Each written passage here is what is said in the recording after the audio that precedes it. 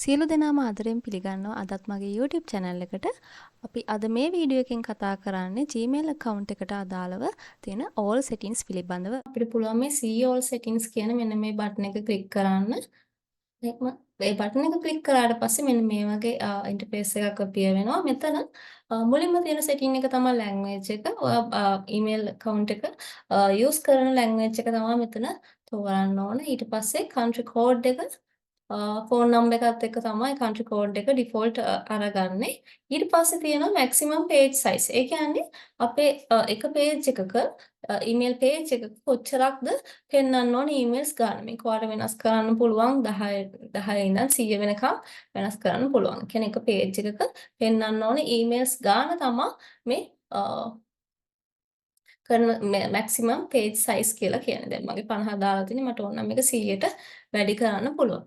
ඊට පස්සේ තියෙනවා ඔයාලට අත්‍යවශ්‍යම වෙන සෙටින් එකක් මේක undo send. ඒ කියන්නේ හිතන්න ඔයාලට බැරි වෙලාවත් වැරදිලා ඊමේල් එකකට වැරදි විදිහට රිප්ලයි එකක් යවුවොත් එහෙම ඔයාලට පුළුවන් ඒක අන්ඩූ කරන්න. ඒ කියන්නේ දැන් මෙතන අපි දීලා තියෙන තප්පර ගාන ඇතුළත අපිට අන්ඩූ කරන්න පුළුවන්. දැන් උදාහරණයක් විදිහට හිතන්න. දැන් මෙතන දීලා තියෙන්නේ මම send cancellation period. ඒ කියන්නේ මම ඊමේල් එක send කරලා තප්පර 5ක් ඇතුළත මට පුළුවන් ඒක අන්ඩූ කරන්න.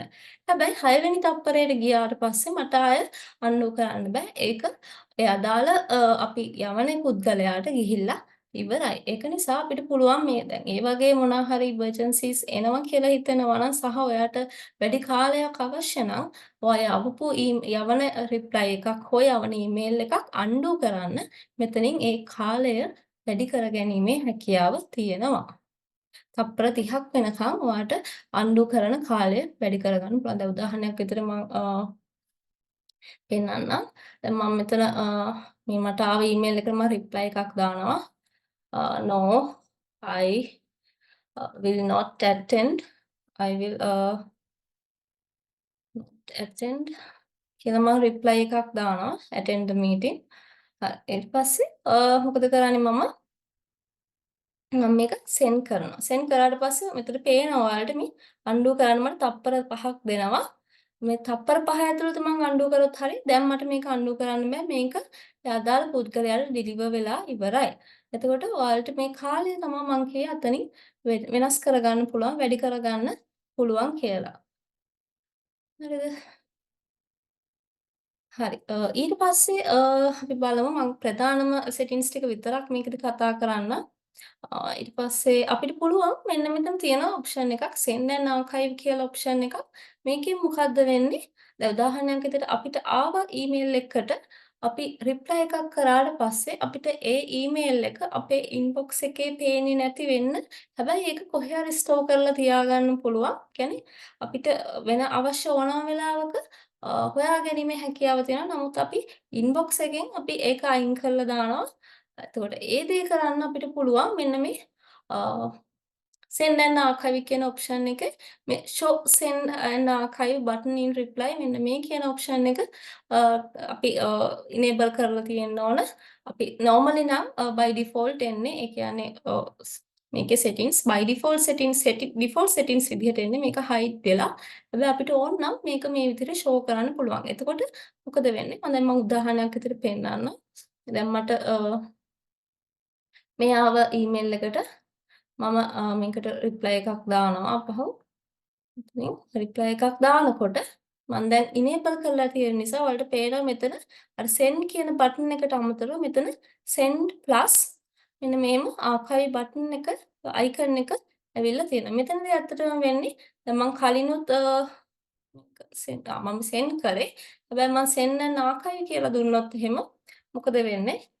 I'll be there කියලා මම ඊමේල් එකට රිප්ලයි එකක් දීලා send and archive කරොත් එහෙම මේ ඊමේල් එක send වෙනවා. එතකොට එන confirmation message එක පොඩ්ඩක් වෙනස්. message sent and conversation archived. එතකොට දැන් ඔයාලා බලන්න මේ දැන් inbox එකේ තිබ්බ ඒ ඊමේල් එක සහ ඒකට මම යවපු රිප්ලයිස් ටික නැති වෙලා තියෙනවා. එතකොට දැන් මේ මම ඒ ඊමේල් එක ආකයිව් කරලා තියෙන්නේ. කියන්නේ මට පස්සේ ප්‍රයෝජනයට ගන්න පුළුවන්. හැබැයි මගේ ඉන්බොක්ස් එකේ පෙන්වන්නේ නැහැ. නමුත් ඒක ඇත්තටම අපි මේ send and archive මෙන්න මේ කියන ඔප්ෂන් එක අපි යූස් කරන්නේ අපිට ඒ ඊමේල් එක ඩිලීට් කරන්නත් අවශ්‍ය නැහැ. නමුත් අපිට ඉන්බොක්ස් එකේ තියාගන්නත් අවශ්‍ය නැති වෙලාවට තමයි අපි මේ ඔප්ෂන් එක යූස් කරන්න ඕනේ. හැබැයි දැන් මේ අපි send and archive කරපු ඊමේල් එක මෙන්න මේ important කියන all email කියන මෙන්න මේ කියන ලේබල් එකට ගියොත් බලා ගන්න පුළුවන්. හරි මේ තියෙන්නේ ඒ ඊමේල් thread එක මේ විදිහට බලා ගන්න පුළුවන්. හරිද? ඊට පස්සේ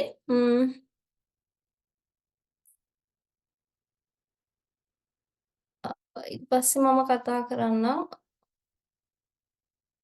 හරි. ඊට පස්සේ grammar suggestions on කරන්න පුළුවන්. එතකොට මොනවා හරි ඔයාලා grammar mistakes කරොත් එහෙම grammars වැරදි කියලා ඔයාලට suggestions එනවා.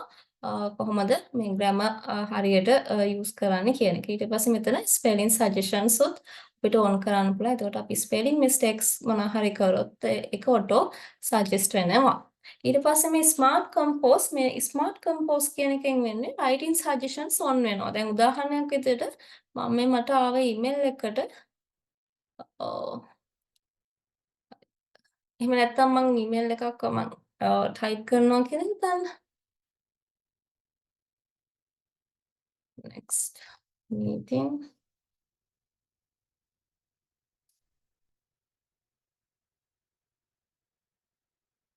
here. දැක්කද? දැන් මම මෙතන dear කියලා විතරයි ටයිප් කරේ. automatically ඊළඟ එක මම යවන ඊමේල් එකේ නමින් මෙයා ඊට පස්සේ සජෙස්ට් කරනවා. ඒතකොට මට ටැබ් එක විතරයි ප්‍රෙස් කරන්න තියෙන්නේ. වගේම next meeting will be on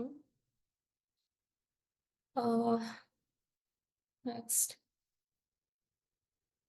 දැන් මම මෙතන spelling mistake කරොත් එහෙම මේ spelling mistake එක දානවා next කියලා. එයා දෙනවා will be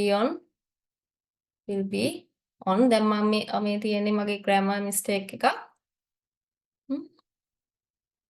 on the ඒ වගේ දැන් අපි කරන setting එකට අනුව අපිට suggestions හම්බෙනවා. හරි. ඊට පස්සේ අපි බලමු තව මොනවාද? හරි. ඊට පස්සේ writing suggestions on කරන්නයි කියලා මම කිව්වා. අපිට අපි ලියන එකට අපිට උදා විදියට අපිට ඉදිරි දේවල් එයා suggest කරලා පෙන්නනවා. ඊට පස්සේ smart compose personalization කියන්නේ personalized to your writing style. ඒ කියන්නේ දැන් ඔයාගේ මොකද කරන්නේ මේක අපි මේක on කරාට පස්සේ එතකොට එයා බලනවා අපි කලින් යවපු ඊමේල්ස් මොනවද කොහොමද ලියලා තියෙන්නේ මේ ඊමේල්ස් කියලා. එතකොට ඒකට අනුව එයා අපිට සජෙස්ට් කරනවා අපි කලින් ලියපු ඊමේල්ස් බලලා අපේ writing style එක මොකක්ද කියලා අඳුනාගෙන ඒකට අනුව අපිට ඊමේල් එකක් අපි ටයිප් කරද්දී suggestions දෙන්නේ මෙන්න මේ smart compose personalization කියන මෙන්න මේ option එක enable කරලා තිබ්බොත් විතරයි. ඊට පස්සේ conversation view එක අපි on කරලා තියෙන්නේ. මම ඒක කලින් කතා කරා. ඊට පස්සේ තව විශේෂ දේවල් තමයි මෙතන preview pane එකේ mark conversation as read. දැන් ඔයා ඊමේල් එකක් ආවට පස්සේ ඒක read කරලා තප්පර 3ක් ඇතුළත ඔයා ඒක read කරා කියලා එතන පෙන්නනවා. එහෙම නැත්නම් මේ time එක අපිට තවදුරටත් delay කරන්න පුළුවන්. කොච්චර වෙලාවකින්ද අපි මැසේජ් එකක් රීඩ් කරාට පස්සේ ඒක රීඩ් කරපු මැසේජ් එකක් විදිහට පෙන්වන්න ඕන වෙලාව අපිට මෙතනින් වෙනස් කරන්න පුළුවන්. ඊට පස්සේ තව මෙතන අපි කරන්න ඕන තව settings මම කියන්නම්. මෙතන signature එකක් සාමාන්‍යයෙන් දැන් ඔයාගේ මොනවා හරි official වැඩවලට මොනවා හරි use කරනවා නම් අනිවාර්යයෙන්ම signature එකක් add කරගන්න. මොකද මේ එවන කෙනා කවුද කියන එක අපි email එක ලබන තැනත්තා දන්නේ නැති වෙන්න පුළුවන්. ඒක නිසා අනිවාර්යයෙන්ම ඔයාලා signature එකක් official වැඩවලට යූස් කරන ඊමේල් එකක් නම් අනිවාර්යයෙන්ම සිග්නේචර් එකක් හදාගන්න ඕන. එතකොට කොහොමද හදාගන්නේ? සිග්නේචර් එකට මෙතන නමක් දෙන්න පුළුවන් my signature. ඊට පස්සේ මොකද කරන්නේ? අපිට පුළුවන් මෙතන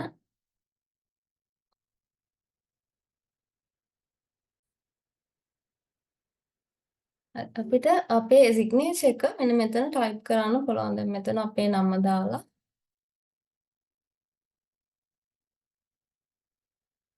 ඊට පස්සේ අපේ ඩෙසිග්නේෂන් එක මොකක් හරි දාලා සහ අපේ ආයතනය මොකක්ද කියලා දාලා අපිට මේ විදිහට හදාගන්න පුළුවන් අපේ සිග්නේචර් එක.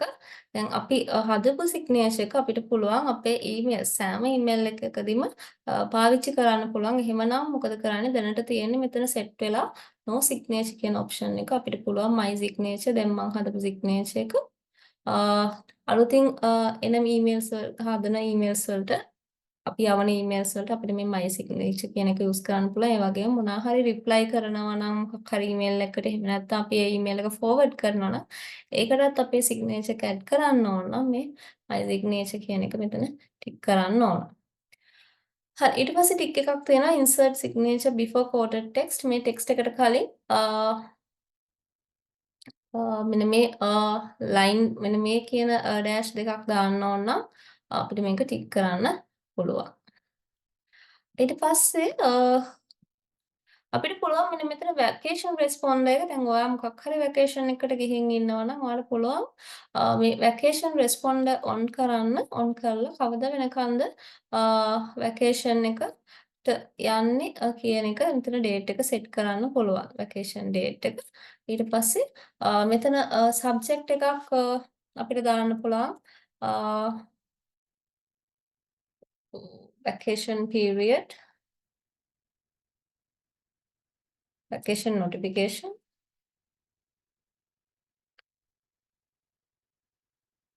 On vacation, I will contact you soon. හරි මෙන්න මේ විදිහට අපිට පුළුවන් වැකේෂන් එකේදී අපිට එන ඊමේල්ස් වලට ඔටෝ රිප්ලයි එකක් යවන්න. මොකද ඔයා ඒ වැකේෂන් එකේදී ඊමේල්ස් යූස් කරන්නේ නැතිනම්. ඊට පස්සේ මෙතන ටික් එකක් තියෙනවා only send a response to my people in my contacts. ඒ කියන්නේ ඔයාගේ ඊමේල් account එකේ තියෙන contacts වලට විතරක් යවනවා නම් මේක ටික් කරන්න පුළුවන්. එහෙම නැත්නම් අනිත් අයටත් යවනවා නම් මේක අන්ටික් කරලා තියන්න පුළුවන්. ඊට පස්සේ මේ changes ටික කරාට පස්සේ මේ save changes කියන මෙන්න මේ බටන් එක ක්ලික් කරන්න ඕනේ. එහෙම නැත්නම් මේ අපි කරපු කිසිම change එකක් apply වෙන්නේ නැහැ. හරි. ඊට පස්සේ මොකද කරන්නේ? හරි. දැන් මෙතන බලන්න මම වැකේෂන් දාලා තියෙන්නේ සතියකට. එතකොට වැකේෂන් නොටිෆිකේෂන් එක දැන් එන කට්ටියට යනවා. එතකොට දැන් මගේ වැකේෂන් එක මම කලින් ඇවිල්ලා ඉවර කරනවා නම් මට පුළුවන් මේක එන්නව් කරන්න. එතකොට දැන් මම වැකේෂන් පීරියඩ් එකේ නෙවෙයි ඉන්නේ. හොඳයි. ඊට පස්සේ අපිට තව සෙටින්ග්ස් තියෙනවා. ඒ වුණාට විශේෂයෙන්ම මේ දේවල් තමයි දැනගන්න ඕනේ. එතකොට මේ account එකට අදාළව password change කරන ඒ දේවල් අපි වෙන වීඩියෝ එකකින් වෙනම කතා කරමු.